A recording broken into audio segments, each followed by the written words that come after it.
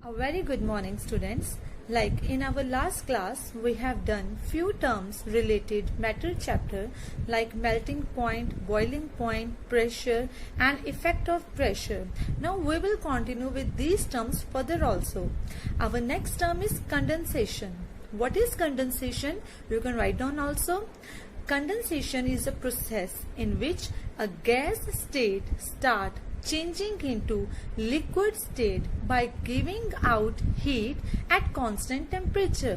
ये एक ऐसा प्रोसेस है जिसमें जो वेपर्स हैं, जो वेपर्स वो लिक्विड स्टेट में स्टार्ट चेंज होना शुरू हो जाते हैं. ठीक है, कैसे? जब वो अपने आप से हीट को एक्सपेल कर देते हैं. For example clouds in water cycle, हमारे पास क्लाउड्स बनते हैं. वो किस तरह से बनते हैं? By the process of condensation. जो मॉइस्चर होता है, जो अपने पास वाटर वेपर्स होते हैं, जब वो अपने आप से हीट को एक्सपेल कर देते हैं, एक दूसरे के साथ अटैच होना स्टार्ट हो जाते हैं. ठीक है, और उसी के क्लाउड्स बन जाते हैं उनका, क्योंकि टेम्परेचर लो होता है. ठीक है, उस प्रोसेस को हम बोल देते हैं condensation, in which a gas state start changing into liquid state. Next term is evaporation. Name से पता चल रहा है इवेपोरेट, कि वेपर्स की फॉर्म में चेंज होना. ठीक है जी. इस स्टेट में क्या होते हैं, जो हमारे पास लिक्विड है उसके सरफेस पे जो हमारे पास पार्टिकल्स होते हैं, we are talking about surface. जो सरफेस ऊपर वाले एरिया में जो पार्टिकल्स होते हैं वो इतनी एनर्जी गेन कर लेते हैं कि जो लिक्विड में पार्टिकल्स, हमें पता है कि अटैच होते हैं, हमें फोर्स ऑफ अट्रैक्शन लगी होती है. ठीक है, जैसे ही लिक्विड का टेम्परेचर इंक्रीज होता है या प्रेशर इंक्रीज होता है, जो सरफेस पे पार्टिकल्स प्रेजेंट होते हैं वो उनमें इतनी एनर्जी आ जाती है कि वो फोर्स ऑफ अट्रैक्शन को तोड़ के वेपर्स की फॉर्म में मूव करना स्टार्ट कर देते हैं.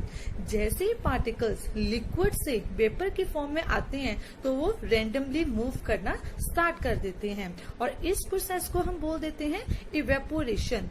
You can write down in your notebook also.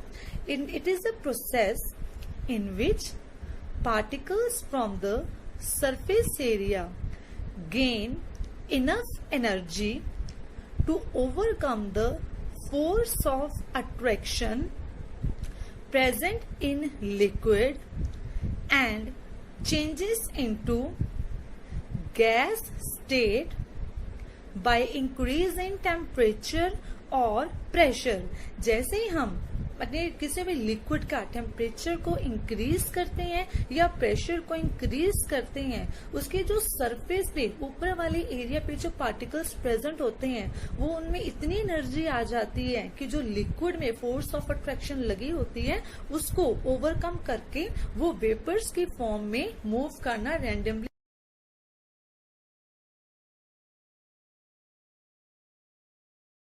या गैस के मॉलिक्यूल्स मौजूद हैं. जब कभी लिक्विड की सरफेस के मॉलिक्यूल्स को एनर्जी मिलती है, ठीक है, तो वो फोर्स ऑफ अट्रैक्शन को ब्रेक करके एज अ रिजल्ट वेपर्स में या गैसियस स्टेट में कन्वर्ट हो जाते हैं, और इस प्रोसेस को इवेपोरेशन कहा जाता है. Evaporation causes cooling. याद रखिए, here are some factors on which rate of evaporation depends. It's very important, so listen it carefully. There are few factors. First, surface area. Second, temperature. Third, humidity and fourth wind speed. ये हमारे पास 4 factors हैं जिसके ऊपर evaporation depend करती है. Like our first point is surface area.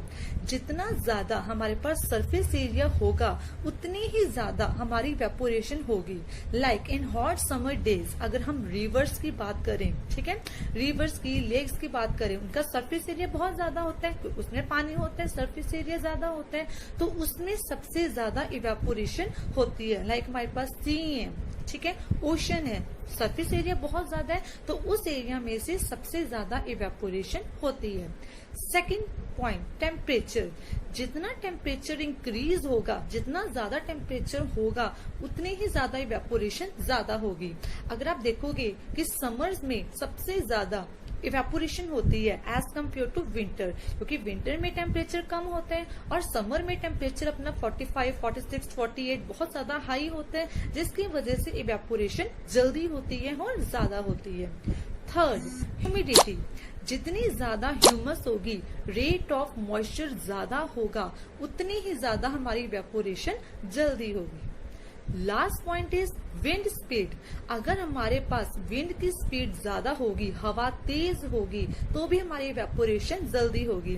इसके लिए मैं आपको एक छोटी सी एग्जांपल दे रही हूँ। लाइक हम बाहर अपने गर्मियों में अपनी वायर पर कपड़े डालते हैं, ठीक है।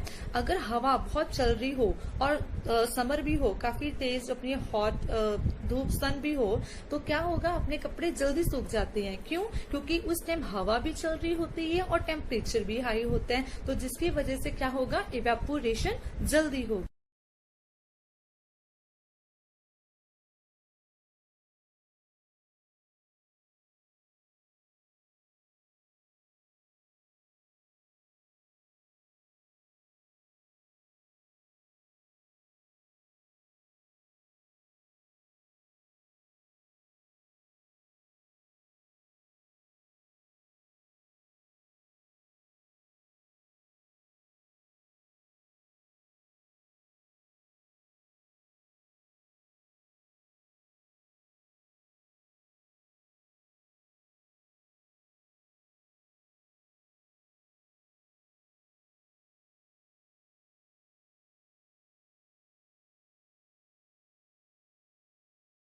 Now, our next topic is latent heat of vaporization. इस कंडीशन में क्या होता है, इस प्रोसेस में क्या होता है, when it is the amount of heat required to change 1 kg of liquid into gaseous state at atmospheric pressure at its boiling point. इस कंडीशन में जब हमारे पास 1 kg का अमाउंट की लिक्विड है, उसको हम गैसियस स्टेट में बदल देते हैं by increasing its boiling point, उसको हम बोल देते हैं लेटेंट हीट ऑफ वेपोराइजेशन।